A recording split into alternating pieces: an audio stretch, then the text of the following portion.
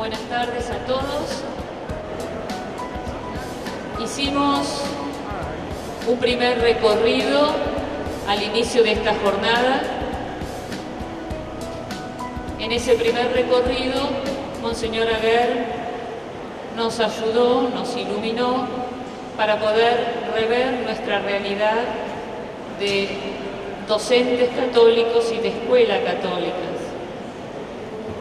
Y después tuvimos la oportunidad de trabajar en distintas comisiones, compartiendo experiencias, compartiendo visiones, compartiendo inquietudes y respondiéndonos unos a otros las dudas que podíamos tener o que nos surgían al oír la experiencia de otros. Cuando pensamos esta instancia del Congreso Provincial, una de las ideas fue recuperar la historia de la educación católica en Entre Ríos. Decían recién Nélida y José que ellos, como profesores de historia, estaban entusiasmados pensando lo que íbamos a escuchar ahora. Yo no soy de historia, yo soy de economía y no soy muy inclinada a la historia, pero tuve la suerte, casi accidental, de compartir con Virginia un encuentro previo a este, en el que los tres profesores que nos van a acompañar empezaron a compartir, a delinear lo que hoy podíamos compartir.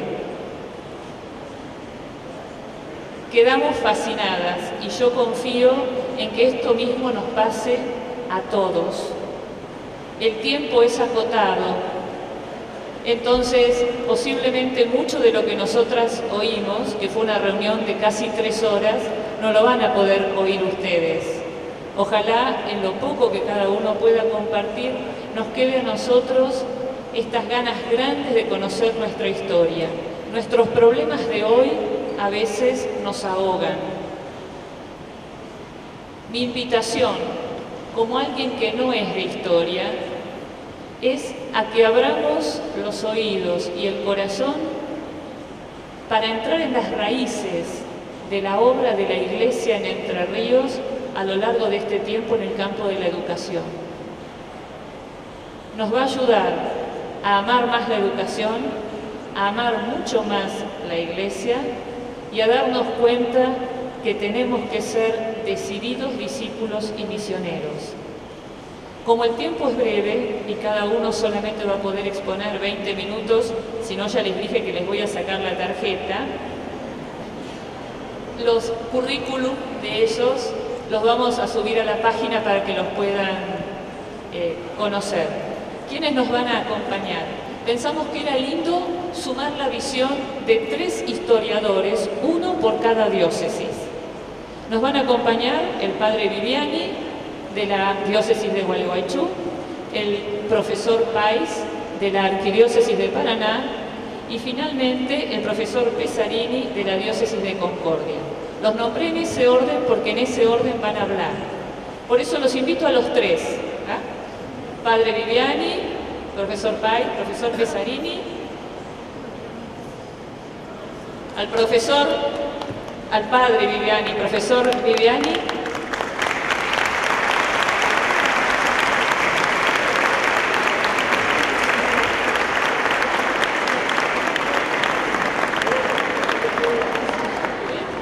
el profesor Pais y finalmente el profesor Pesarini.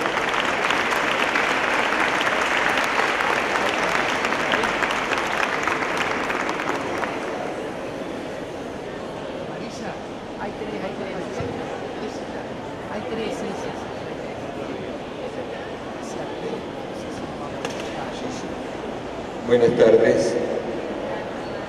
En primer lugar voy a puntualizar algunas cosas, o sea, la escuela es parte, ¿no es cierto?, de la pastoral de la Iglesia, porque desde el principio, es decir, estamos viviendo el tiempo pascual, Cristo al encarnarse asumió todo el hombre,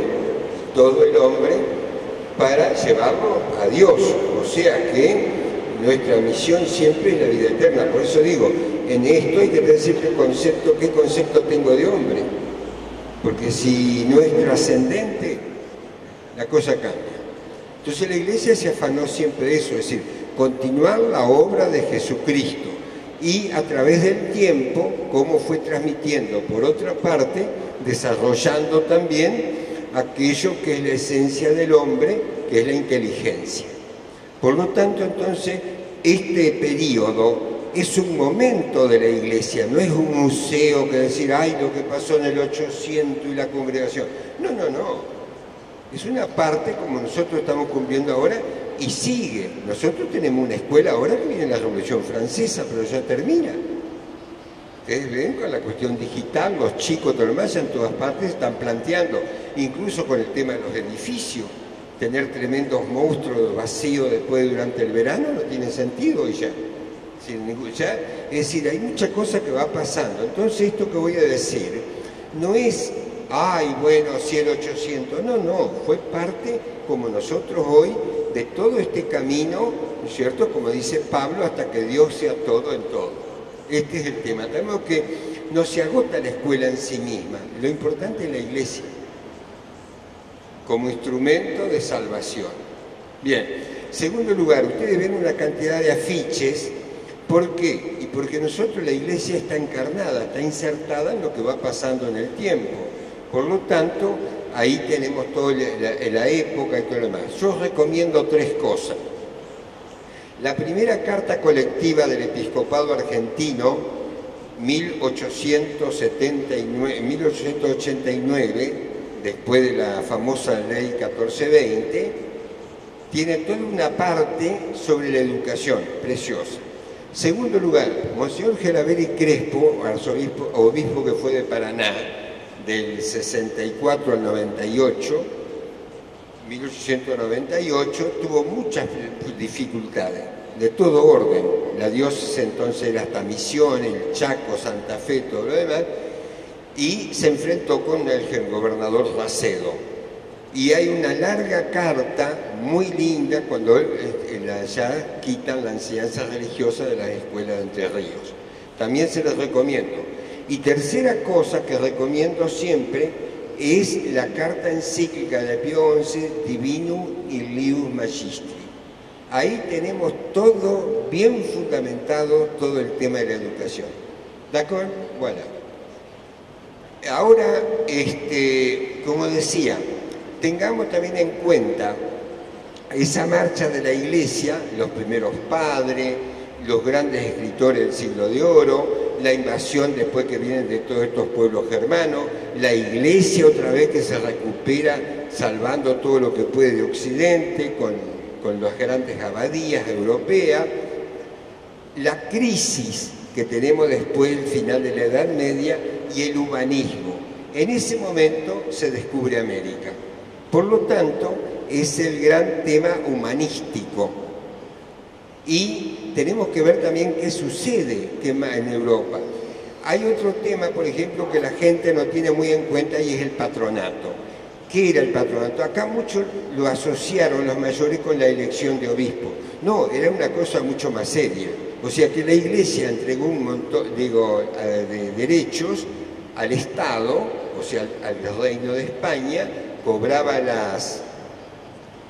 el diezmo, pero la enseñanza y la asistencia se la entregó a la Iglesia.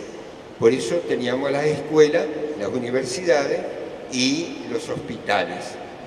Bien, es el momento del humanismo, entonces empiezan también las obras de misericordia. Y fíjense que ya terminan las órdenes religiosas contemplativas para empezar todas las dedicadas a la enseñanza. Vamos a tener al final, hoy decíamos, las escuelas normales, por ejemplo, son del padre de Juan Lasalle, porque ¿cómo era la enseñanza? Era particular, como fue muchísimo tiempo acá. Es decir, una persona que sabía, unas cuantas familias se reunían y le pagaban para que le enseñara al hijo a leer, escribir o contar. Esto también se dio y van a ver ustedes en ese balance de esa encuesta que hay ahí, también. Por lo tanto, entonces, como digo, hay que tener en cuenta eso. Tercera cosa, con 1810, muy bien, el obispo, había 3 obispos, Lué, Orellana y Del Pino en Salta. Lué murió en 1812, ya habíamos roto con España, todo lo demás. Orellana se levantó, acuérdense, y el asunto que lo trajeron preso a Rosario, se escapó, terminó de obispo en Ávila. Y Del Pino, que tuvo conflicto con Belgrano, lo trajeron preso a Luján. Así que nos quedamos sin obispo, y la Argentina vivió sin obispo casi hasta 1834. Por eso es importante, al que le interesa, ver todas estas crónicas. Acá en Entre Ríos dependimos mucho primero de Santa Fe, acuérdense toda la historia que tenemos, y realmente la enseñanza es una epopeya. El siglo XIX es extraordinario estudiarlo, además que hay muy poco elemento de educación, porque vivimos de guerrilla en guerras y caudillismo y separación de Buenos Aires y todo lo demás, que fue muy complicado. Por lo tanto, como a mí me queda muy poco tiempo, voy a trabajar con los 4 afiches que yo he hecho. Es una lástima porque queda todo un periodo que sería muy importante ver lo que significó acá en la Argentina la enseñanza en la época del virreinato, en la época de España. Eso lo tienen muy bien en Furlon, y dice el padre Furlon, sobraban las escuelas. Y teníamos 2 grandes universidades, la de Chuquisaca y la de Córdoba, que es donde se formó toda la gente de Mayo. Por eso fíjense que después quedó un vacío, se acabó, echaron a los jesuitas, que ese fue nefasto en 1767, y ya no nos recuperamos. Esa es la verdad. Por lo tanto, entonces, esto que voy a hacer, este proceso, vuelvo a insistir, es parte del camino de la Iglesia, no es una cosa del pasado, es hoy, es como mi familia. Yo soy parte de papá y de mamá que ya murieron, y ellos del abuelo y todo lo demás, es decir, formamos todo esa marcha, como digo. En 1618, la gobernación del Río de la Plata. En 1620 se crea recién el primer obispado, porque el primero fue el de Asunción, de acá después fue el de Córdoba, 1578, y recién en 1620, después de crear la gobernación, el obispado de Buenos Aires. Aquí en Entre Ríos, recuerdan ustedes que eran un poco los hacendados de Santa Fe que tenía acá, así que esa población de bajada se hizo alrededor de la Virgen, de la imagen, con mucha dificultad y muchos conflictos. Parece mentira la época, pero muchos conflictos. En 1731, el cura Arias Montiel, primer cura de Paraná, porque costó mucho crear la parroquia, porque Santa Fe no quería que se creara la parroquia, era una capilla dependiente de Santa Fe. 1730 se crea la parroquia, va por competencia, y acuérdense que estamos bajo el virreinato todavía. Eso es muy importante porque todo hay que pedir permiso al virrey para hacer las cosas. Entonces, el 23 de agosto, el Cabildo de Santa Fe dispuso los medios para la educación de los niños. Y Arias Montiel forma una escuelita que va a durar bastante tiempo, casi 20 años. Esto es lo primero que tenemos en Entre Ríos. Tenemos la expulsión de los jesuitas, 1774 de la Torre, son los obispos de Buenos Aires. La Junta de Temporalidades de Santa Fe crea en la Bajada una escuela primaria, 1774. Las temporalidades son los bienes que habían quedado los jesuitas, y con eso se formó un fondo para la escuela. En 1745, Agustín de Tejera, una escuela en Ensenada. 1783, Tomás de Rocamora procede a la fundación de los tres pueblos, Gualeguay, Gualeguaychú y Concepción del Uruguay, el arroyo de la China, visita también un poco Paraná y Nogoyá, y entonces también destina una parte, ¿no es cierto?, le dice al virrey para también tener escuelas. En 1792-93 enseñó en Concesión del Uruguay el padre Juan de la Mata. Comprendan que todavía bajo la dominación española venían maestros, toda la gente venía más o menos preparada. El tema va a ser después cuando ya estos se van o se mueren. Por eso fueron los curas los que más enseñaron en esa época. 1795 se abrió dos escuelitas en Paraná.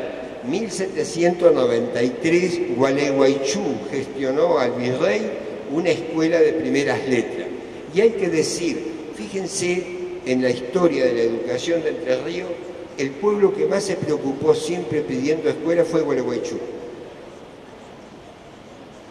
Ya tenemos acá la petición que hizo del coso.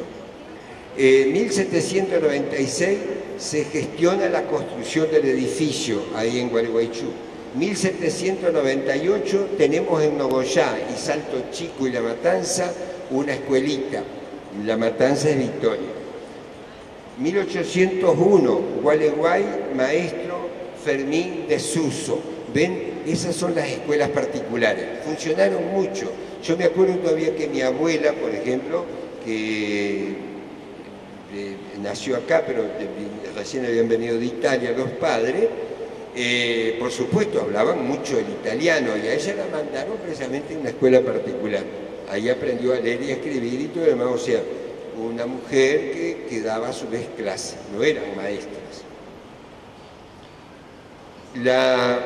En 1798 tenemos la escuela acá, 1806, este maestro de Gualeguay, porque siempre el tema fue el tema de la subvención. Ya se ve que la cuestión de los sueldos no es de ahora, vino de siempre, el tema del maestro. Y por lo tanto, acá, ¿cómo se pagaba el maestro? Entonces, el virreinato dispuso que el maestro de Gualeguay se pague con un impuesto que impuso el cabildo a las pulperías.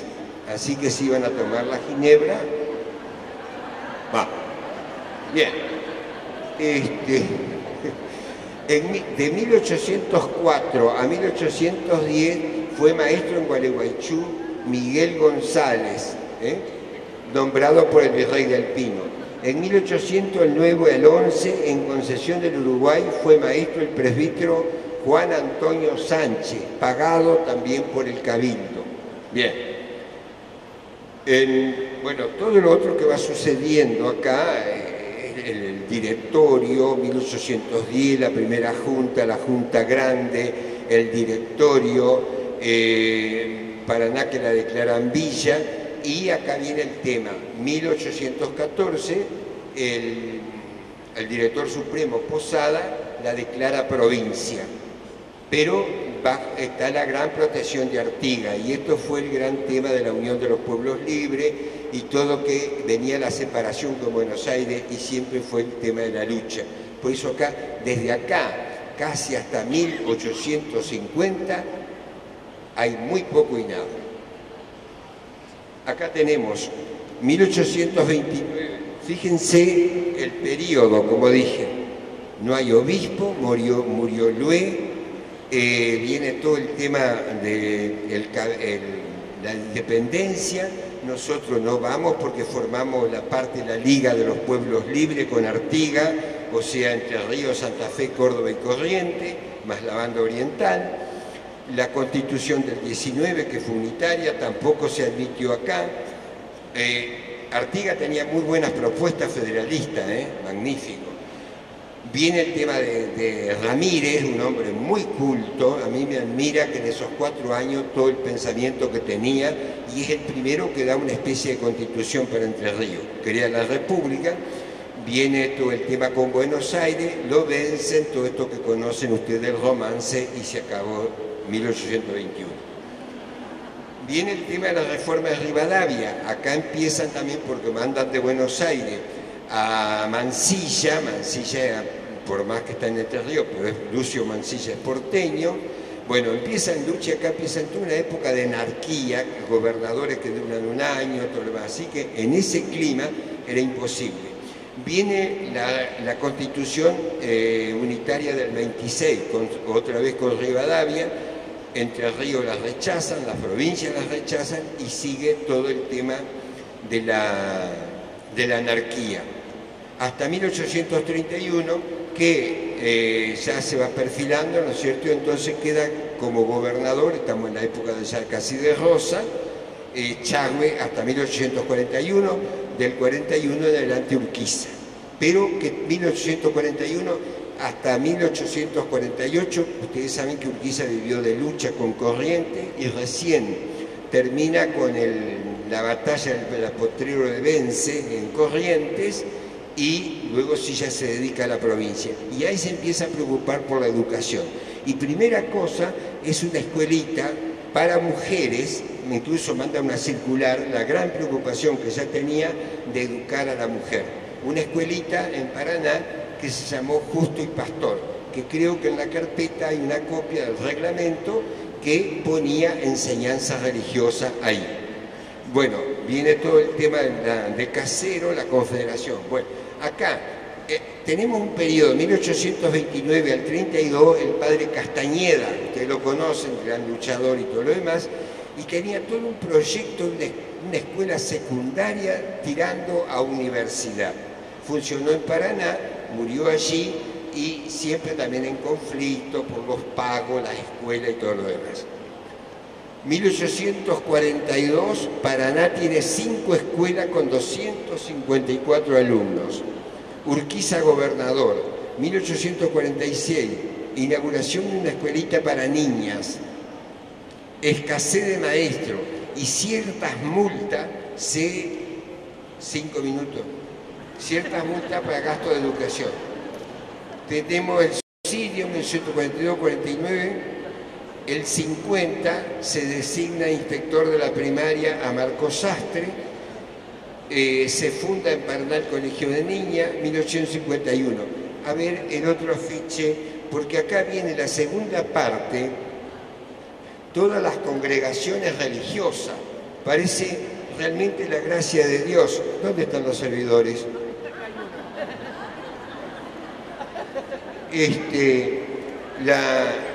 Viene justito cuando viene toda la parte del liberalismo, ahí está, cuando viene toda la parte del liberalismo, empiezan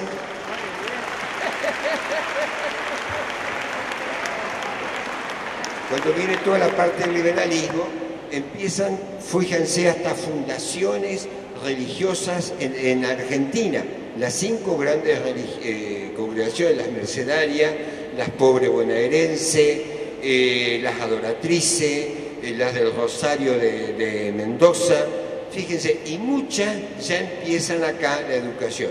¿Por qué? Porque los gobiernos liberales que tuvimos, realmente no había maestras ni maestros, por eso es la escuela de maestros de Paraná, otra en Tucumán, y trajeron maestros de Norteamérica. Sarmiento había venido muy entusiasmado con aquello, la enseñanza lancasteriana, tutti quanti, eso que ustedes saben. Voilà. Bien, ¿dónde está esto? ¿Dónde está este?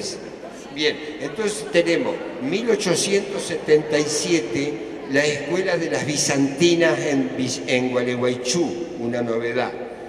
1887, el presbítero Van Damme, una escuela en Villa Urquiza. Ahí vienen después las hermanas del Cristo Redentor. El presbítero Boroar, fundación del Colegio del Niño Jesús en Santa Fe, departamento de Colón. Religiosas del Niño Jesús. 1893, el huerto en Victoria, las antonianas en Rosario Tala. Fíjense que las hermanas del huerto son las primeras que se hacen cargo de aquella escuelita de Justo y Pastor en 1864. 1896, las hermanas del Espíritu Santo en Valle María. 1899, los benedictinos en Victoria. 1899, Asilo y Colegio del Corazón de Jesús de Concesión del Uruguay. 1902, Franciscana de Gantes. 1902, Escuela Mitre Mamavieja de Concordia. que en 1952 pasó las hermanas Escolapia. Fíjense todo el trabajo de todas las congregaciones, todas con enseñanza. 1904, autorización para la escuela de los capuchinos en Concordia. 1907, la hermana del Huerto en Nogoyá. 1909, hermana del Espíritu Santo en Crespo. 1907, hermana franciscana de Gante en Las Roque. 1910, hermana de la Compañía de María de Villa Malvina. 1913, Colegio de La Salle de Paraná. 1919, hermana franciscana de Gante en José de Chajarí. 1921, franciscanas de Gante, el Corazón de Jesús de Unerrey. 1923, hermanas mercedarias del Hogar de Niñas de Gualeguaychú. A ver el último.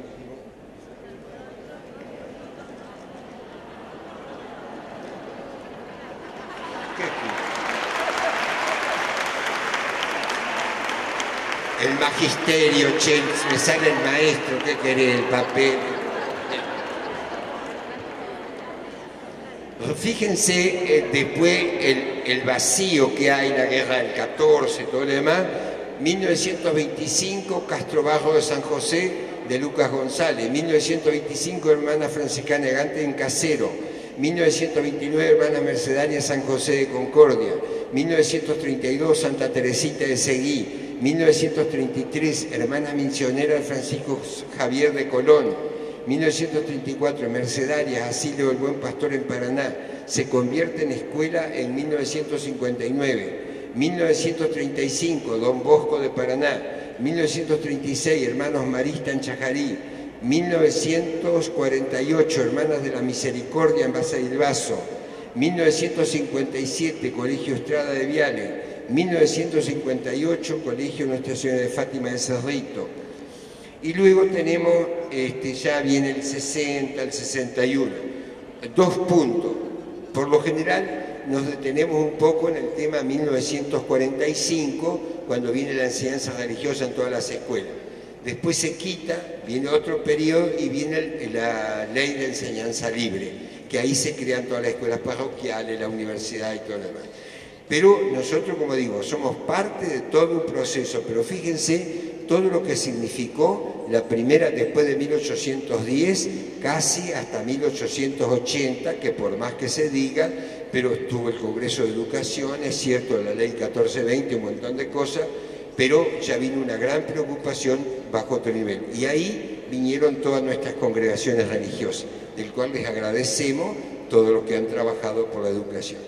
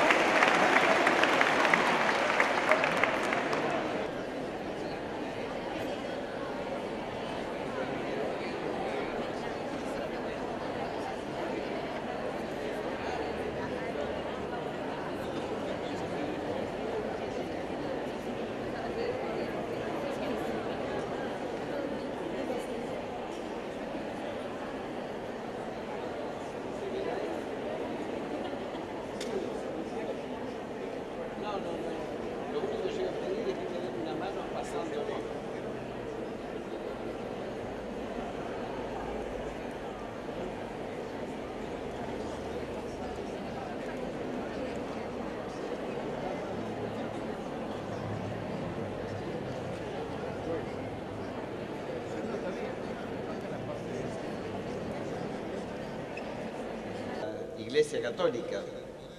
Yo no soy un profesor de historia, sino que hago la historia de la educación y la legislación de la educación que la investigo desde la Universidad Católica en Santa Fe en años, donde tengo publicaciones, pero además soy entrerriano, de pura cepa y entrerriano, de Rosario del Tala. Cuando planteamos, vamos a poner el primer cuadro, cuando nos planteamos cómo presentarles a ustedes esto, yo pensé en hacer un encuadre básico después de lo que Padre Viviani hacía, de un esquema general de presentación de cómo fue creciendo esa presencia de la Iglesia en la educación de la provincia de Entre Ríos. Y en este encuadre básico yo no puedo dejar de partir de hablar de la escuela católica, remontándome a pensar que la misma, como institución, se pierde en la noche de los orígenes de la cultura de los pueblos, donde la podemos comprender integrada desde la confesión religiosa, desde las congregaciones que el padre Viviani ha ido marcando los hitos históricos, según los propios carismas, y entendiendo por el carisma el don particular de la gracia que aplicaron al servicio educativo. Hace un tiempo, el delegado de Educación de la diócesis me decía, ¿cuál fue la primera escuela católica de nuestra diócesis? Fue en Villa Urquiza, y fue precisamente las hermanas franciscanas de Gante, que hasta a ellas les costaba encontrar la respuesta para dármela. Y fue una viejita, una anciana de la zona, que me lo pudo explicar. El cristianismo de sus orígenes se asienta y organiza como tal sobre esquemas grecolatinos. Desde sus inicios aprecia la cultura y los instrumentos de su difusión y sostenimiento. La escuela pasa a ser un instrumento imprescindible en una actitud positiva de acogida a través de hechos y acontecimientos concretos. Si observamos desde la escuela de la patrística, donde la educación es base para la comprensión y vivencia del cristianismo, a la escuela de los monasterios y las catedrales, netamente confesionales y foco de futuras universidades, más luego la escuela de la Edad Media, la escolástica, con profunda preocupación por la enseñanza, donde el valor estaba en adherir a los principios racionales del cristianismo y a la moral rigurosa. Luego podemos afirmar que la escuela cristiana del Renacimiento fue testigo del fuerte resurgir de la educación como valor social y personal, dando importancia a la instrucción, donde la intención de esta era preservar la fe cristiana, comenzando a aparecer algunos movimientos, obras e instituciones religiosas para satisfacer estos objetivos, es decir, nacen las primeras organizaciones al servicio de la educación. En los siglos XVI y XVII se multiplican las escuelas cristianas, las pías de San José de Calasanz, los jansenitas. En aquellos tiempos destaca la importancia concedida a la escuela. Ha sido con Juan Bautista de la Salle que nacen las escuelas cristianas en Francia, y a partir de ello las marianitas, salesianos, los hermanos de la Sagrada Familia. Concretamente, los salesianos nacen en 1859 en Italia y en el 81 llegan a la Argentina, aterrizan en nuestro territorio, y muchas de estas congregaciones, los primeros han sido los lasallanos en Paraná por 1913. La Iglesia de Entre Ríos, que siempre ha tenido una fecunda labor en materia educativa, según los historiadores, ingresa alrededor de 1607. Se afirma en lo que hoy es la localidad de Sauce de Luna. Había guaraníes que vaqueaban para los jesuitas de Colegio de Corrientes y hablaban el castellano, porque habían sido educados por jesuitas en la lengua castellana, donde se supone que se ofició además la primera misa por el sacerdote que acompañaba a Hernandarias. Entre 1620 y 1621 se da la segregación de la diócesis de Asunción y se erige la de Buenos Aires o del Río de la Plata. Hacia 1664 existía una reducción charrúa en la zona de Sauce de Luna, perteneciente a los mercedarios de los conventos de Santa Fe, instalado en esa ciudad en 1661. Estaba a cargo de un sacerdote llamado Francisco, nombre de que deriva el topónimo del arroyo Paiticú, Padre Francisquito, en idioma guaraní, ubicado en su cercanía. El Padre Francisco se internó hasta el lugar, construyó un oratorio y luego la reducción. Según el jesuita Guillermo Furlong, en su obra Cartografía Jesuítica del Río de la Plata, al estudiar los mapas jesuitas, publicado en 1722, se encuentra en estos, en las márgenes occidental del río Uruguay, un paradero denominado Itú, Salto en guaraní, el cual existía por lo menos desde la fecha de publicación de los mapas y posiblemente desde antes en el emplazamiento actual de la ciudad de Concordia. Los jesuitas, quienes tenían la propiedad de la tierra de la zona, erigieron un oratorio puesto bajo la protección de San Antonio de Padua, custodiado por una pequeña guarnición de indígenas misioneros. En estos mapas aparecen situadas frente a Itú, en la margen oriental del Uruguay, en uno la palabra arrecife y en otro la palabra salto, mientras que su traducción al guaraní es Ituí, salto de agua. Por estos detalles, Castro infiere Itú era ya un paradero jesuita en 1722, mientras que Arrecife y Salto eran la referencia al accidente geográfico que debía traducirse como Ituí y si estuviera en ambos idiomas. Es indiscutible la acción educativa que a través de los tiempos las distintas congregaciones religiosas que llegan junto a los conquistadores españoles, donde ellos precisamente los que encaran son ellos precisamente los que encaran la empresa pacífica de la conversión de los originarios, cumpliendo tres objetivos: proteger a los pueblos originarios de la explotación y de la violencia de los encomendadores y mitayos, evangelizarlos en la fe cristiana, difundir la instrucción en las nuevas generaciones. Y es digno destacar en esta obra al fray Bartolomé de la Casa, incansable apóstol de las Indias, tanto como fray Pedro Gante, fray Luis de Bolaños. Este último evangeliza a los originarios guaraníticos del litoral, San Francisco Solano, que catequiza en el noroeste quichua. La acción amplia y profunda de los miembros de la Compañía de Jesús, que algunos historiadores sostienen que actuaron también en nuestra zona, se afirma que en 1606 ingresaron a la provincia jesuítica del Paraguay, que comprendían Tucumán, Paraguay, Río de la Plata y Chile.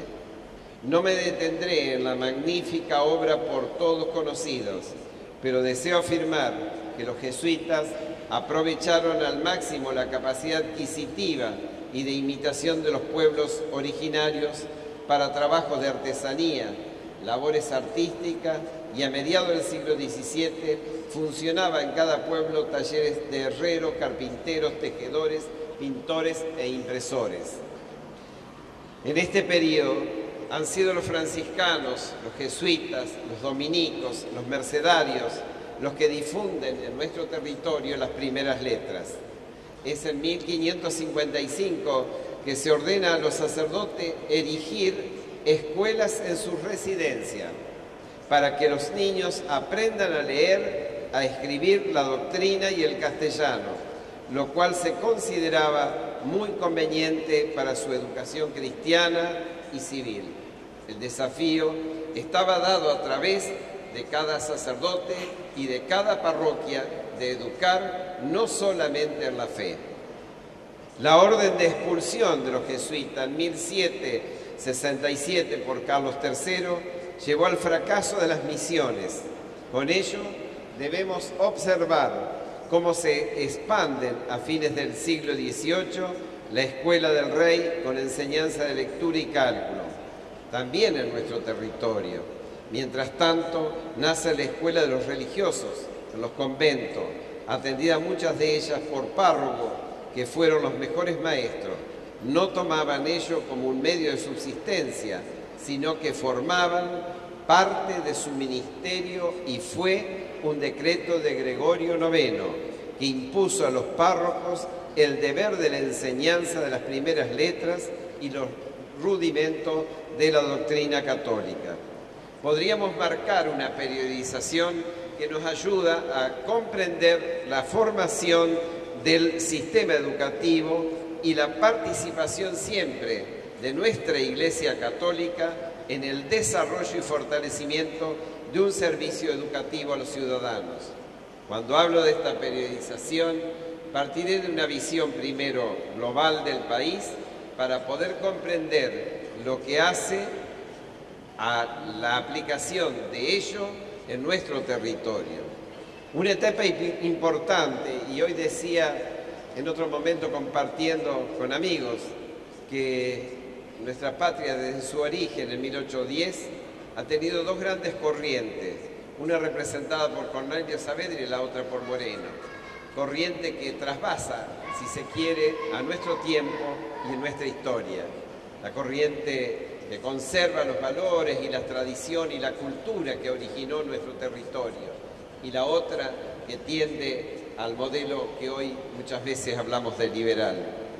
Una etapa importante, sin lugar a duda, lo es entre 1810 y 1827, donde quedan expresadas las ideas de Belgrano y de Moreno, y se difunde la educación pública como modo de afianzar el nuevo Estado que había creado, si bien hay muchos historiadores que sostienen que la Revolución de Mayo solo ha sido una revolución política, donde persisten todos los principios e instituciones heredadas de España, pero se intenta en este tiempo, con los cambios de textos, de lectura, introducir principios del contrato social de Rousseau. La Iglesia no se reduce su servicio a la ciudadanía, por ello, por el contrario, se fortalece frente a esto y todo lo que ha venido brindando a través de los tiempos. Otra etapa podría denominarse a la fuertemente influida por Rosa, entre 1828 y 1852, donde el principio será que la educación debe servir al Estado. 1852-1880 se expande la educación primaria en todo el país, se amplía el número de escuelas formadoras de maestros, se introducen textos de Sastre, Gutiérrez y Sarmiento para orientar el pensamiento de los ciudadanos. Entre el 63 y el 84 podríamos afirmar que se da la etapa de conformación de un sistema educativo nacional donde destacamos las primeras orientaciones de una política nacional de la educación común y pública. La educación se define en principio en la Constitución del 53 y se comienza a llevar a la práctica en este periodo. Definición de una función social y política de la educación. Se da la concurrencia de la nación y la provincia en materia de educación. Aparece la proyección de una enseñanza humanística y general con la creación de los colegios nacionales hacia 1863. Formación de un nuevo maestro en 1870 con la creación de la Escuela Normal de Paraná. Se reglamenta el derecho de enseñar y aprender, sus alcances y límites. La Universidad de Córdoba y Buenos Aires comienzan a expandir sus carreras. 1878 se sanciona la Ley 934, conocida como primera ley de libertad de enseñanza, que es en lo que quiero también hacer hincapié, que muchas veces en la historia de la educación ha habido crisis muy fuertes que ponen en riesgo la libertad de enseñanza. Ley 934 de 1878, como modo de reconocerse la enseñanza impartida por los colegios privados, donde los alumnos debían rendir desde allí en colegios oficiales. Esto se extiende por años en la historia de la educación argentina. Entre 1884 y 1916 podríamos afirmar que se da un periodo de formación y consolidación del sistema educativo nacional, con la organización del sistema educativo de educación primaria, su organización jurídica e institucional, la expansión de establecimientos a la par que existen crisis en la enseñanza secundaria. Hay nuevas creaciones, surgen las Escuelas Nacionales de Comercio y la Escuela Industrial de la Nación, la enseñanza agrícola, la institucionalización de las universidades nacionales, la creación de las universidades provinciales y surgen los primeros intentos de creación de lo que se da en denominar las universidades libres, que van a dar pie con los tiempos a lo que muchos conocemos como las universidades católicas en nuestro país. Digamos que entre 1880 y 1930 se nota la influencia de la educación de Herbert y Pestalozzi y surge el control estatal sobre la educación y el control privado, el control popular. Se plasman los principios de la Ley 1420, gratuidad, obligatoriedad, ciclada y laica. Se intenta una reforma en el periodo de Irigoyen y Saavedra Lama a esta Ley 1420. Se implanta la escuela activa de mano de Clotilde Guillén de Rezano. Se impulsa la escuela nueva y destaca la actividad social, manual, higiénica y estética de los estudiantes. Podemos afirmar que entre el 16 y el 30 se vive una profunda crisis del sistema educativo con intentos de reformas, con la reforma universitaria y la transferencia de las universidades provinciales. Entre el 30 y el 43 se dan una serie de proyectos y reformas parciales en un país que se consideraba maduro para plantear una reforma integral. Entre el 43 y el 55, una política educativa nacional y justicialista institucionaliza la educación religiosa. Entre el 55 y el 58, proceso de reforma de las instituciones educativas y restablecimiento de los principios de la Ley 1420 en la educación, suprimen de la Constitución del 49 la reafirmación de la tradición educativa liberal y laica. Y reafirman la tradición educativa liberal y laica. La docencia tiene un régimen orgánico, el Estatuto del Docente, la iniciativa privada puede crear ahora universidades libres y la libertad de enseñanza es establecida. ¿Estoy en tiempo? ¿Estoy? Está. Entre el 63 y el 73 se producen intentos de modernización, reformas en el sistema educativo. En todo este trayecto de periodos, mirando el propio país, la Iglesia Católica tiene definiciones precisas respecto de la educación y ello está con claridad expresado por el Vaticano II en el 65, la Declaración Gravísima de Educación Momentum, en torno del derecho universal a la educación. Esto tenía antecedentes en la doctrina de la Iglesia y en especial en Divino Ilius Magistre. En 1929 le reconocía a los padres el derecho natural a la educación de sus hijos. Así, la Iglesia sostiene siempre, ayer, hoy y siempre, su derecho también a la educación, no solo como sociedad humana capaz de educar, sino por la razón de su existencia. Guía a los hombres hacia su destino eterno, como madre y maestra. Está obligada a impartir a sus hijos educación de conformidad con el Espíritu de Cristo y ayudar a los pueblos a promover la perfección íntegra de la persona humana. Además del derecho de enseñar la verdad religiosa, la Iglesia se reserva el derecho de fundar de cualquier disciplina y nivel establecimiento educativo. De esta manera se hace estable y universal la esencia del espíritu cristiano en todo intento de promover la cultura. La libertad de enseñanza de la cual hablé es un principio claramente consagrado hoy en la Constitución Nacional. Y en el 1945 las Naciones Unidas declararon la necesidad de preservar a las generaciones la fe en los derechos fundamentales del hombre. En 1947, por la Ley 13.047, se determinó la contribución económica para el mejoramiento de la remuneración de los maestros y profesores, alcanzando en algunos casos el 80%. En 1948, la Declaración Universal de los Derechos Humanos declaró el derecho universal de toda persona a la educación. En 1959, la Declaración de los Derechos del Niño establece que los niños deben recibir la educación gratuita y obligatoria.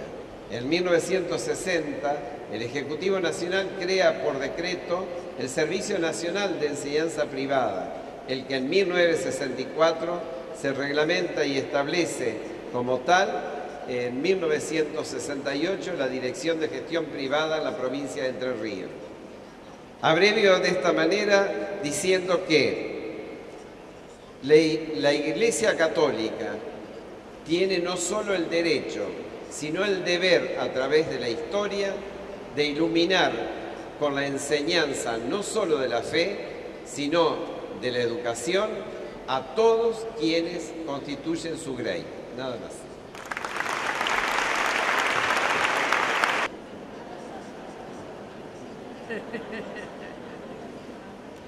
Buenas tardes para todos. Contento estoy en esta magna asamblea por esa invitación que me han hecho para que participe de la misma. A todos les doy mis gracias. Me voy a achicar un poco de estatura ante la adversidad de estos dos antecesores que han hablado en general de la situación de la educación en Entre Ríos y también ese esquema tan presentable que ha hecho el primero. Yo voy a particularizar, me voy como perteneciente a la diócesis más chica en extensión y la última creada, voy a hablar más bien de la acción de la educación católica, de las escuelas de educación católica dentro del ambiente diocesano. Eso no quita restarle a las demás diócesis y arquidiócesis todo lo meritoria que han sido desde muchos años antes en esta encrucijada que Dios nos ha puesto a quienes creemos en Él. Dentro del marco geográfico que hoy comprende la diócesis de Concordia, las poblaciones más antiguas estuvieron dentro de los que hoy son los departamentos de Concordia y Federación. Así San Antonio del Salto Chico, fundada en 1769 por el Cabildo de Yapeyú, puerto fluvial por excelencia al norte de la actual ciudad de Concordia, y Mandisoví, fundada como estancia en 1777 por don Juan de San Martín, que se hizo población por ser parada obligada de los convoyes de carretas que con productos del Alto Uruguay y de Corrientes hacían el lento y largo recorrido para la época hasta llegar a San Antonio del Salto Chico, donde se embarcaban las cargas hacia otros destinos. Ambas poblaciones nacieron signadas por el espíritu religioso de la época. Ambas fueron herencia jesuítica, venida desde Yapeyú. La primera población, fundada por el Cabildo indígena de aquella fundación hecha en otros tiempos por San Roque González, y la segunda por el teniente de gobernador de la misma, como ya he dicho, don Juan de San Martín. Mandisoví tuvo por orden del mismo fundador una hermosa capillita dedicada al culto de la Inmaculada Concepción, que se difundió por todo el noreste de Entre Ríos y es hoy la patrona de Federación y de la diócesis de Concordia. En 1831, a instancia del padre Mariano José del Castillo, que era cura vicario de Mandisoví y vio peligrar el futuro de esa población por las incesantes guerras y por ataques portugueses, junto con otras figuras, concibió la fundación de una villa sobre la vera del río Uruguay, precisamente donde hasta 1821 había estado el puerto de San Antonio de Salto Chico, que ya no existía. Las autoridades provinciales se motivaron y así la legislatura provincial, el 29 de noviembre de 1831, sancionó el decreto que mandaba fundar la Villa de la Concordia. Tanto en San Antonio de Salto Chico como en Mandisoví funcionaron escuelas rudimentarias. Hay informes que en San Antonio funcionaba una escuela para muchachos, regenteada por el maestro yapeyuano Centurión, En tanto, en Mandisoví, desde que tuvo alcalde y comandante, funcionó una sencilla escuelita. La enseñanza era simple: las primeras letras, operaciones, lectura y la enseñanza de la religión. Donde también la Iglesia se manifestó antes que el Estado fue en Concordia. Durante los primeros años habían existido idóneos que impartían enseñanza casa por casa. Un ejemplo fue el de las hermanas Catalina y Genara Ramos. La primera escuela formal fue la que instaló el padre Francisco Terroba, un español muy amigo de Urquiza, entusiasmado por la educación, tanto que, donde fue destinado en su ministerio posteriormente, trataba de fundar escuelas o de participar activamente en las que había. La de Concordia empezó a funcionar en 1841 y fue no solo la primera escuela, sino la primera de la Iglesia Católica.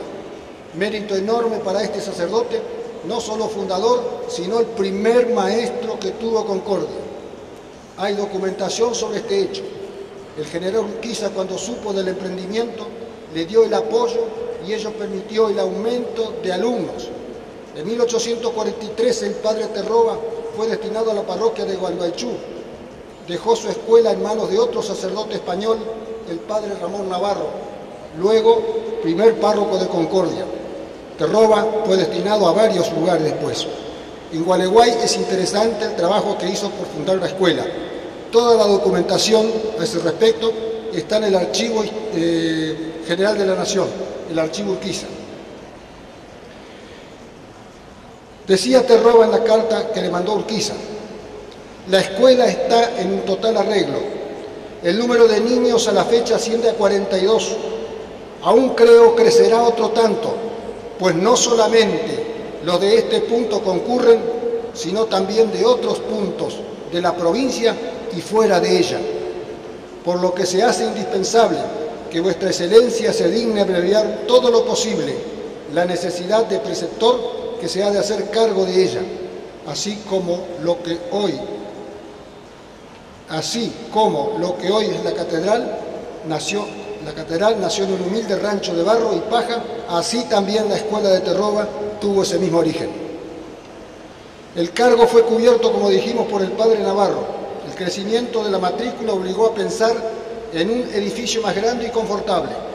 Urquiza fue el más interesado, al igual que el comandante militar coronel Manuel Urdinarrain. Navarro cumplió más de 3 años como conductor y maestro. En 1847 se hizo cargo de la escuela de la provincia. Nació así la primera escuela pública de Concordia, sobre la base de la escuela de Terroba. En ese año se inició la construcción de un nuevo edificio frente a la plaza y cerca del rancho Capilla establecido por el padre del Castillo. En 1848 fue inaugurada con la presencia de Urquiza. No obstante, la iglesia siguió presente en la escuela. Los programas tenían el contenido religioso a través del catecismo. Desde 1849 funcionaron las comisiones inspectoras de educación dentro de cada departamento. En el caso de Concordia, el párroco siempre fue parte y de destacada actuación. En 1860, cuando se restituye la autonomía de Entre Ríos, con la excepción de Paraná, cuando se tiene la primera constitución provincial, en Concordia había 2 escuelas oficiales de varones y niñas, además de 2 privadas. En ambos casos la enseñanza que se impartía comprendía la lectura, la escritura, la doctrina cristiana, gramática castellana y aritmética. Entre los textos para la enseñanza de la doctrina católica estaban el catecismo del padre Gaspar Astete y la historia sagrada del abate Fleury. El reglamento de escuelas de 1864, ya durante el gobierno de Domínguez, no cambió mucho la enseñanza que se venía impartiendo desde hace años. Para ese reglamento hubo una comisión, en la cual tuvo notable intervención el padre Domingo Ereño, de acá de Uruguay. Se crearon las comisiones de instrucción pública locales, integradas por un presidente, un vice, un secretario y tesorero, y 3 o más vocales. De por sí eran miembros natos el cura párroco y el jefe político. Todas las escuelas, tanto de las de Estado como particulares, quedaban bajo la custodia de esta comisión. Estas comisiones también presidían los exámenes de establecimientos públicos y privados, adjudicando premios, visitaban a menudo las escuelas, incluso las que funcionaban en algunos distritos alejados dentro del departamento. Autorizaban el funcionamiento de escuelas particulares o privadas, previa presentación que debía hacer el preceptor o profesor de los comprobantes de idoneidad y moralidad, más el programa de enseñanza y los textos a utilizar. Las clases eran de lunes a viernes, de 6 horas y media, mientras que el sábado solo se aprovechaban algo de más de 4 horas.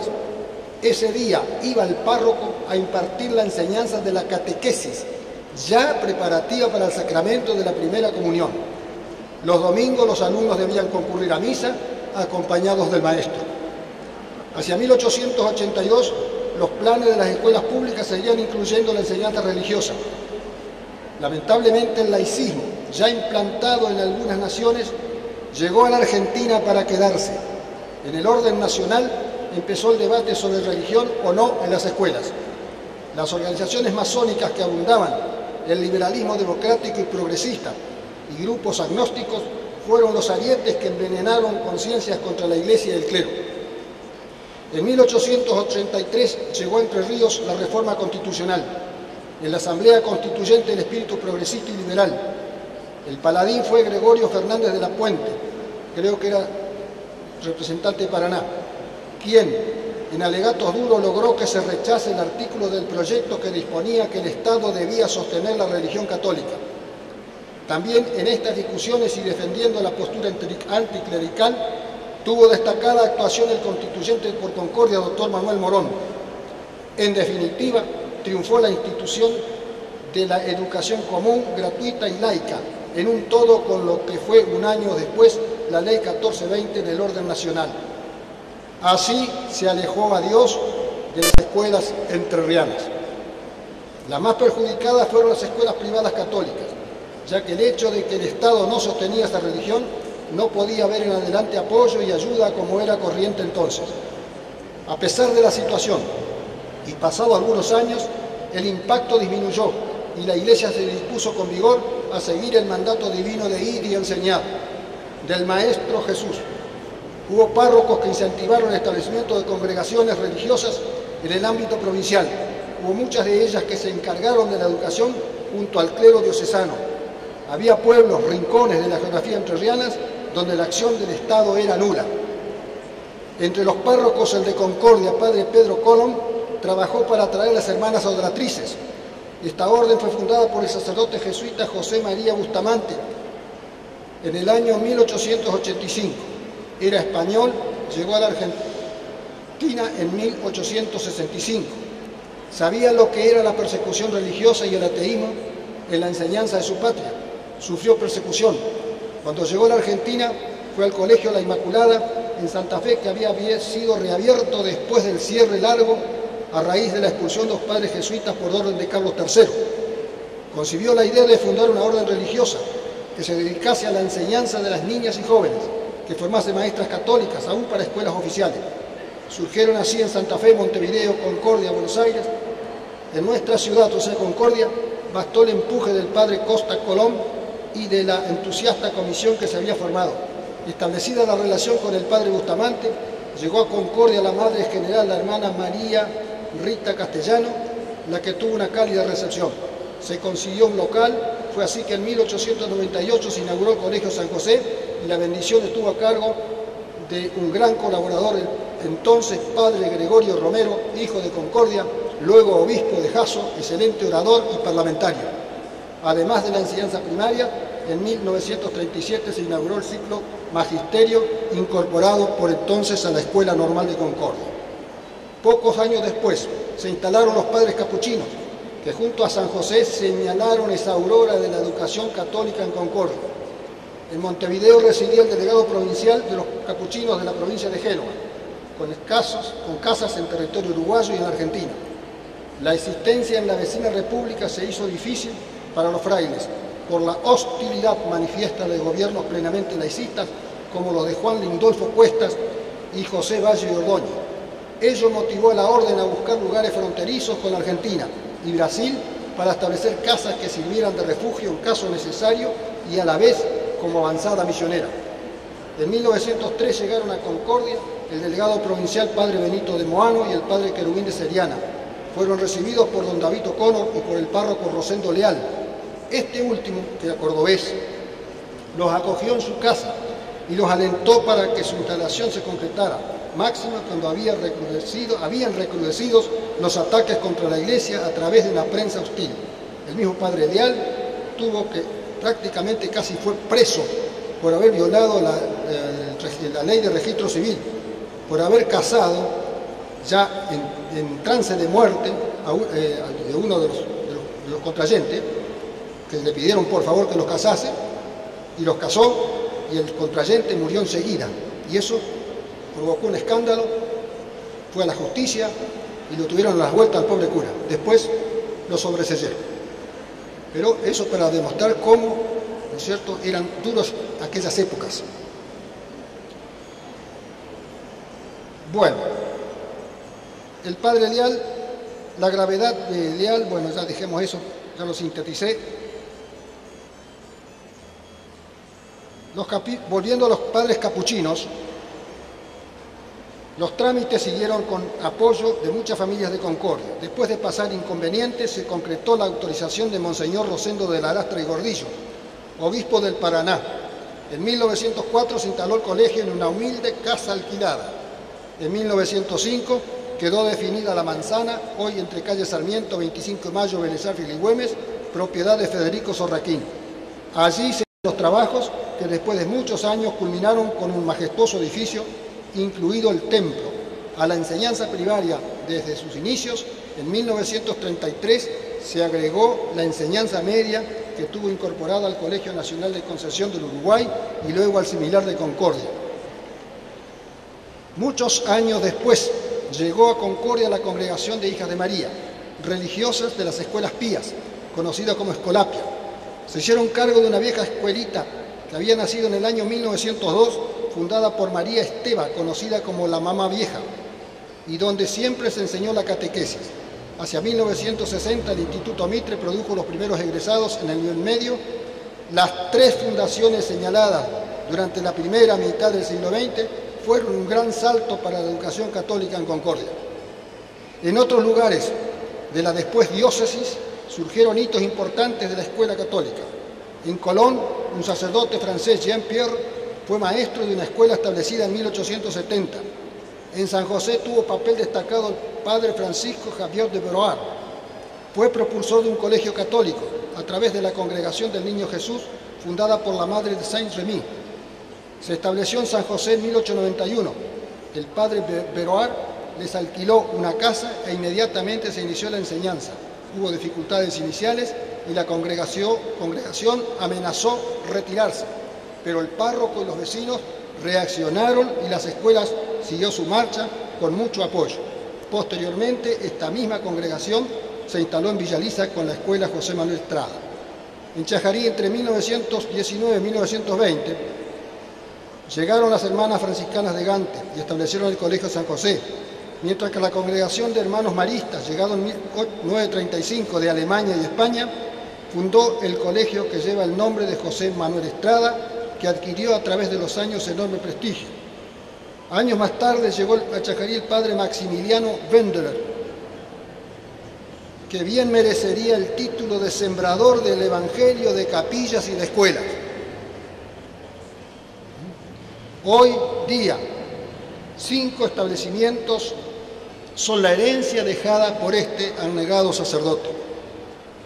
En Federación, en la década del 40, se inició la escuela católica con las popularmente conocidas Hermanas Azules, establecimiento que hoy día sigue dando sus frutos. En el Cimarrón se destacó la congregación Hermanas Franciscanas de la Inmaculada Concepción de María, que llegaron de Alemania en 1936, fundaron una escuela primaria ese mismo año y ya en 1987 la Escuela Agrotécnica Divina Providencia. En San Salvador nació la Escuela San José, conocida como la 113, con la intervención del párroco, padre Rafael Dittler, y la ayuda del incansable vecino don Roberto López, enclavada esta escuela en las barriadas de mayor pobreza donde el Estado hasta entonces nada había hecho. La parroquia, las parroquias de la diócesis son también fundadoras. Caso, por ejemplo, la de Nuestra Señora de Lourdes, Nuestra Señora de Tatí, Nuestra Señora del Rosario, en Villa Rosario, Santa Rosa, Federal. También otras congregaciones, como las Hermanas Misioneras de la Divina Misericordia, con las escuelas Santa Lucía y Jesús Nazareno, hoy en plena vigencia. Y así, si nos están corriendo con el tiempo,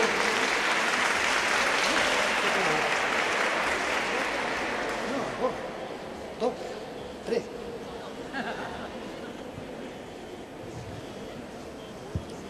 Meritoria también han sido las hermanas terceras mercedarias del Niño Jesús.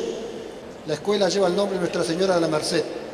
También es destacar la acción de los padres jesuitas en Concordia, sobre todo a través de la Fundación Manos Abiertas. Han concretado escuela primaria y secundaria en Benito Lejerén. En el barrio de la Constitución de Concordia surgió la Escuela San Francisco por la iniciativa de vecinos y el padre Andrés Servín, quienes llevaron la inquietud al obispo Monseñor Reyes, que contó como aporte de los colegios privados de Concordia. No olvidamos en este recorrido las hermanas misioneras San Francisco Javier, con la Escuela San José y el Instituto Madre Isabel Fernández de Colón. Bueno, como me están corriendo, quiero abreviar un poquito. Hemos visto, ¿no es cierto?, todos los casos, la mayoría, tal vez me olvide de alguno, de Concordia, Federación, San Salvador, Chajarí, Federal, Villa Elisa. Agregamos San Jaime, un pueblito ya perdido, cerca del límite con la República de Corrientes, amigo. Colegio que fue creado en los primeros años de la década del 60 y que desde un principio prácticamente se le pidió a Monseñor Reyes para que quedara bajo la órbita de la Iglesia. La creación del Obispado de Concordia fue un hito importante porque le dio a la educación primaria un nuevo impulso. Sobre todo el primer obispo, aquel benemérito, que fue Monseñor Ricardo Reyes. Creador, el Estado no había llegado y Monseñor Reyes llegó. Creador del primer instituto terciario para la formación de docentes.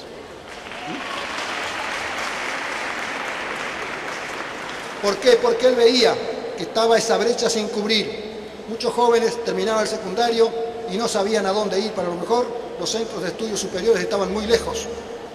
Costaba mucho en aquellos tiempos a los padres mandar a los hijos a estudiar, salvo los de las clases superiores que iban por las profesiones. Pero la docencia, si querían estudiar, tenían que venir a Concepción de Uruguay o a Paraná. Otro no había. Por eso es, digamos así, esta gran luz que tuvo nuestro obispo para crear este instituto terciario, que abrió puertas a todo el mundo, multiplicó el número de profesores y eso multiplicó el número de establecimientos secundarios.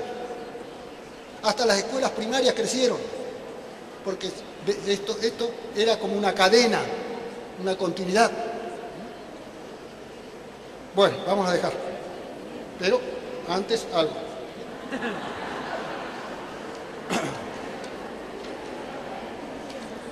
Voy a terminar. Hoy día siguen soplando vientos en contra de la acción educativa de la escuela católica. En Concordia surgieron profesorados por la acción oficial, algunos de alta carga ideológica y anticatólica, otros simplemente para mostrar al Estado que todo lo puede. Nosotros debemos anteponer la vida rica que tiene la educación católica en el país, en nuestra provincia y en nuestra región, en nuestra diócesis. No está sobre arena.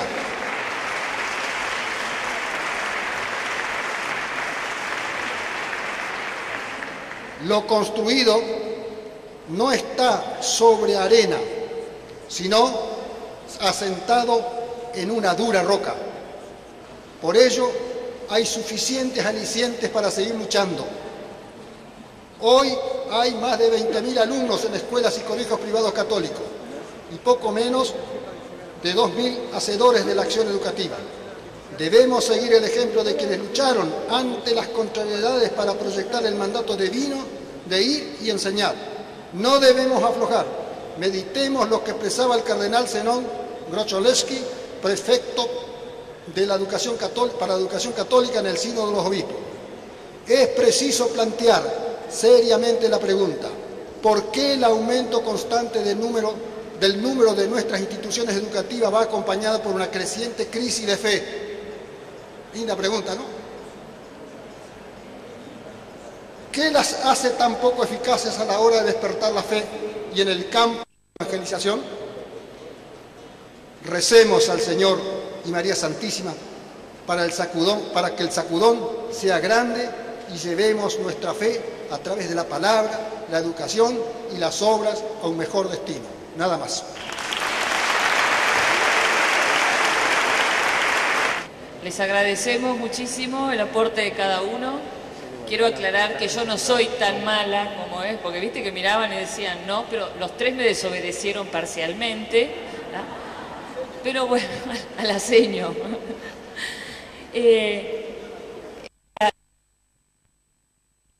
Papelitos, si quieren hacer llegar preguntas, yo las voy a transmitir acá a los tres expositores, que las van a contestar brevemente. ¿Me escucharon? ¿Padre me escuchó? Van a contestar las preguntas brevemente, así podemos responder muchas preguntas. Porque después... No, porque usted estaba mirando para otro lado, padre. Todos. Todos contestan brevemente. Muy bien.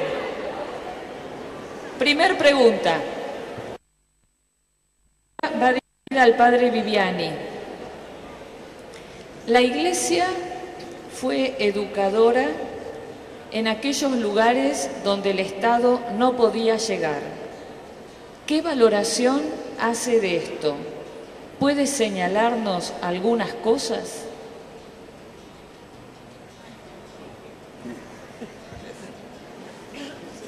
Sí, tenemos que tener en cuenta, no sé a qué época de la historia se refiere. Nuestro territorio, tenemos que tener primero todo el tema del virreinato, después todo el tema de la independencia, todo este tiempo, como dije, que, ojo, que no teníamos seminarios.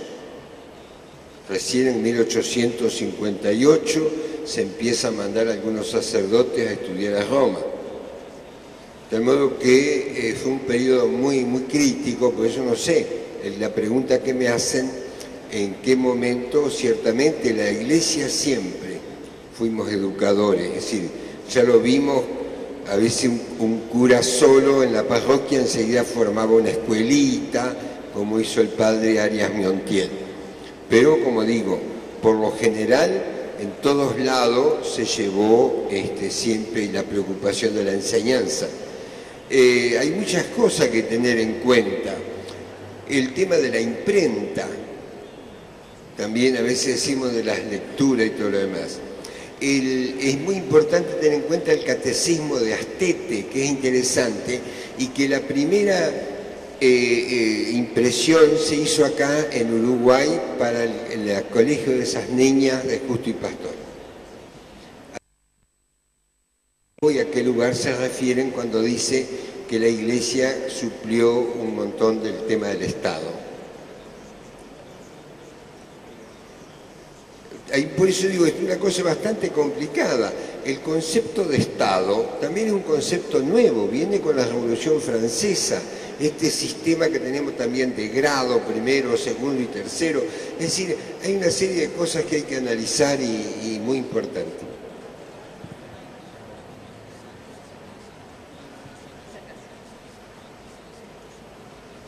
Una pregunta dirigida a los tres. ¿Desde qué época se encuentran los padres salesianos en Entre Ríos y en qué otras localidades de Entre Ríos hay colegios pertenecientes a esta congregación, además de acá en Concepción del Uruguay? En Concepción del Uruguay. En Paraná están en 1935 la escuela de Don Bosco, en Paraná. Y 1960 los salesianos en Concepción del Uruguay.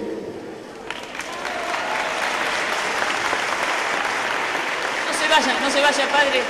Hay otra pregunta para usted, padre. Otra pregunta más. ¿Quién fue, ya que está ahí el cuadro, se pone aquí debajo, quién fue Saninetti y qué obras realizó en esta ciudad? Uruguayo. Eso pregúntenselo los de Concepción del Uruguay. No, yo lo que sé, lo poco que sé, que son estos hermanos Saninetti que vinieron, ¿no es cierto?, en la década del 10 al 14. Monseñor Bazán se preocupó mucho sobre todo después de la guerra del 14, el 22, a traer gente. Ahí vinieron muchos sacerdotes y también. Él quedó en Uruguay y el padre José Saninetti fue a Paraná, que usted lo conoce porque fue gran músico, rector del seminario, introdujo muchas materias nuevas en el seminario. Bueno, ese es un poco lo que sé. Y el otro, el padre Saninetti, quedó acá muy creador, muy desarrollista, muy de la época también. Creo que compró acá sobre un arroyo, un estado, la preocupación del desarrollo social. Son distintas épocas.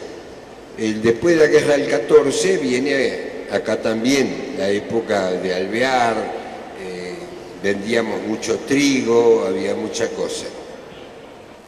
Y esta pregunta la responde quien quiera, no dice para quién es. Con la rica historia que tiene la Iglesia en educación, ¿por qué creen que los sacerdotes le escapan a hacerse cargo de las escuelas?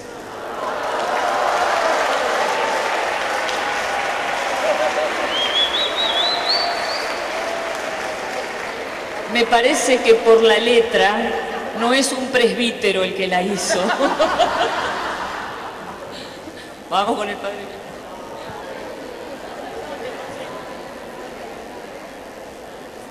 Es un tema bastante complejo. Están los señores obispos acá, así que es medio... Bueno, yo no tengo mucho que perder, pero en fin, no sé.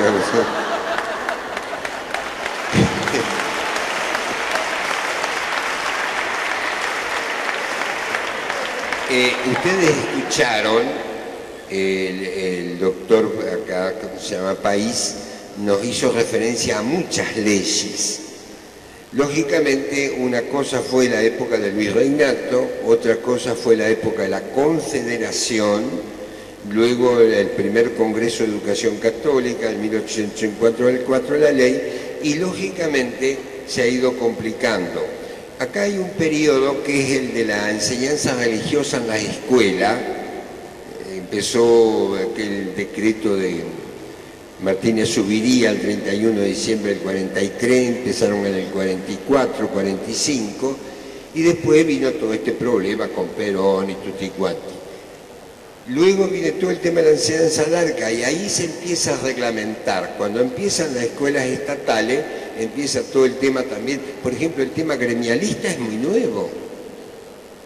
Es decir, antes lo que dijo esta mañana Monseñor Aguer, eran maestros, ahora son trabajadores de la educación. Y nosotros no estamos preparados para muchas cosas esas. La Iglesia nos ha preparado para otra cosa. ¿Nos decimos? Claro, entonces hay que tener, lo decía Monseñor Aguirre esta mañana, hay que tener una vocación especial de maestro, no es una profesión. Y no siempre la vocación sacerdotal es una vocación al maestro a dirigir una escuela o a hacerse cargo de una escuela. Yo creo que hay un montón de cosas que son del rol de los laicos. Creo que recién están despertando un poco los laicos a ser responsables de lo que tienen que ser ellos y va a hacerlo el cura. A mí me parece que y una de estas cosas es precisamente la escuela, la educación, porque los padres, a mí me parece magistral lo que nos dijo esta mañana Monseñor Aguer, porque para la actualidad es muchísimo. Y yo como laico voy a decir algo también, padre Viviani. Es lamentable cómo las congregaciones, porque se preguntó sobre los salesianos, cómo se han ido retirando de las instituciones quienes han ido generando las congregaciones y han ido dejando en manos del laico el carisma y preservar también el ideario. Creo que los sacerdotes, por lo que uno viene viendo y charlando, tienen que cumplir una misión de acompañamiento más que de ser apoderados legales, sino que ser verdaderamente y fuertemente los que acompañen y orienten a los colegios. Y yo, como me cortaron hoy por el tiempo, quería llegar a un punto central en este tiempo de la educación en nuestra provincia. Es muy fuerte en nuestra provincia las escuelas parroquiales y allí está la presencia de los párrocos. Pero también es muy fuerte decirlo, porque hubo una pregunta que decía ¿por qué siempre la Iglesia estuvo primero que el Estado en ciertos lugares? La Iglesia sigue estando primero allí donde está la pobreza.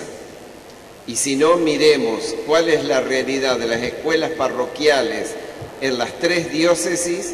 El fuerte está en los barrios y allí están los curas. No nos equivoquemos.